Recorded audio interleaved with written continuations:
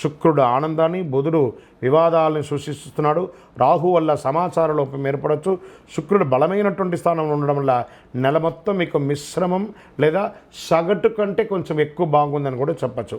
అవసరమైనంత మాత్రమే మాట్లాడండి.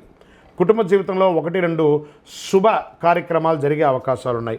ఎదురు చూస్తున్నటువంటి శుభవార్తలు, అది ఉద్యోగపరంగా, వివాహపరంగా, సంతానపరంగా, ఆస్తిపాస్తులు కలిసి వచ్చే పరంగా ఏదో ఒక మంచి శుభవార్త వింటారు.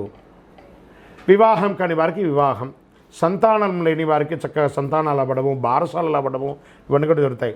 ఇల్లు గృహప్రవేశం చేసుకోవడము, కొంతమందికి పిల్లలు పుట్టడము, ఆస్తి వివాదాలు కలిసి రావడము, సమస్యలని కొలికి రావడం, అన్నదమ్ముల మధ్య, అక్కచెల్లెల మధ్య అన్నీ కూడా బాగుంటుందని చెప్పచ్చు. ఉద్యోగులకి ఉత్సాహంగా బాధ్యతలను నిర్వర్తిస్తారు. సుదీర్ఘకాలంగా మీరు ప్రయత్నం చేస్తున్నటువంటి ప్రమోషన్స్, అదో కనబడుతున్నటువంటి ప్రమోషన్ ఇప్పుడు వచ్చేస్తుంది. జీతాల పెరుగుదల, ఉన్నతాధికారుల మద్దతు, మీకు అవార్డ్స్, మీరు కోరుకున్న చోటికి ట్రాన్స్ఫర్స్, ఇన్ని ఉన్నాయి.